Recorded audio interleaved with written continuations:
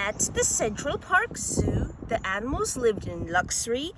Alex the lion was the star attraction. Every day he climbed onto a big fake rock and struck a pose for the audience. People adored him. Alex and his friends had made it, but one night the zoo's penguins told his pal, Marty the zebra, that they were going to the wild. That night, Alex, Gloria the hippo, and Melman the giraffe had a birthday party for Marty. When Marty blew out the candle, he wished he could go to the wild, but it's unsanitary, said Melman. He hated germs. I just feel there's gotta be more to being a zebra than this. Marty told his best friend Alex. Later that night, Melman saw that Marty was gone. Where would he go? Gloria asked. The wild, Alex replied. Marty's friends decided to go after him. Going wild turned out to be easier than expected. The people of New York put the animals in crates and loaded them onto a boat to Africa. Marty's friends were upset. It's a zoo transfer, growled Alex. Marty tried to calm him down. The penguins decided to take over the ship. Up on the deck, the 4 crates fell overboard, bobbing on the waves until they finally washed ashore. Alex, Gloria, Melman, and Marty were all back together. But where were they? But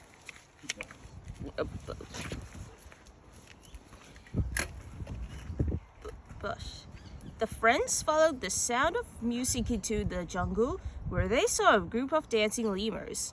No one noticed a group of jungle cats called fossa that was watching young dancers and drooling hungrily. All the lemurs ran when the fossa pounced, except one. But when the Alex burst into the clearing, the fossa got scared away, leaving the cute little lemur all alone. Gloria comforted the little lemur, whose name was Maurice. Another lemur emerged from the jungle to announce, presenting His Royal Highness, King Julian the 13th.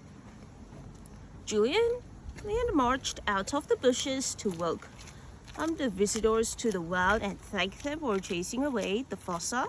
Marty's birthday wish had come true. He was in the wild. But Alex had it. He drew a line in the sand and told Marty, "This is your side of the island, and this is our side of the island. For those who love New York and care about going home.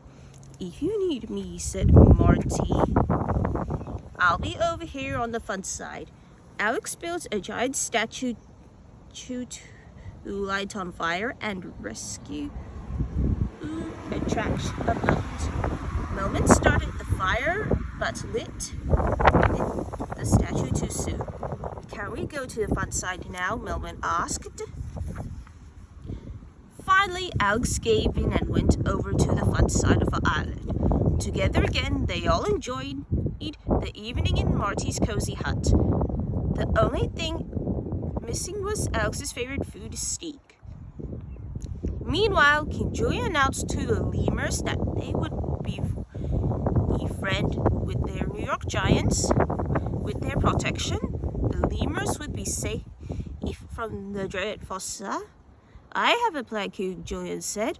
"The New York giants will wake up in paradise." The next morning, King Julian welcomed the 4 friends to paradise. It reminded Marty of his home at the zoo, but it was real. After a run through the wild, Alex was feeling better and wilder than he ever felt before.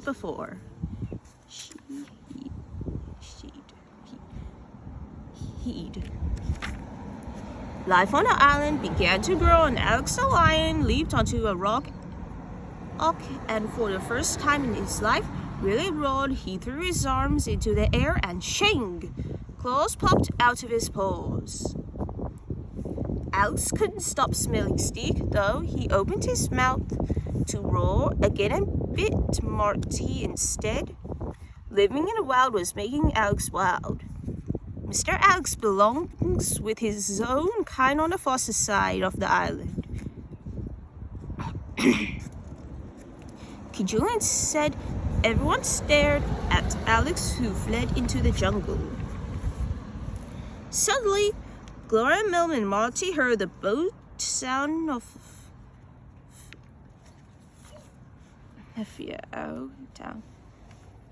a sound of a boat horn. The three friends ran down the beach and waving, calling until a boat turned toward them. You guys hold the boat, I'll go get Alex, Marty cried, running back into the jungle when the boat dropped down and called their penguin friends. From the zoo slid down the chain. Marty finally found Alex in a homemade lion hut. He told Alex they could go home on the boat, but Alex refused. As Marty talked the fossils around him, he began running and calling for Alex to help, but there were too many fossa. Marty was trapped. A fierce battle erupted as Marty's friends came to his rescue side by side with the penguins and lemurs.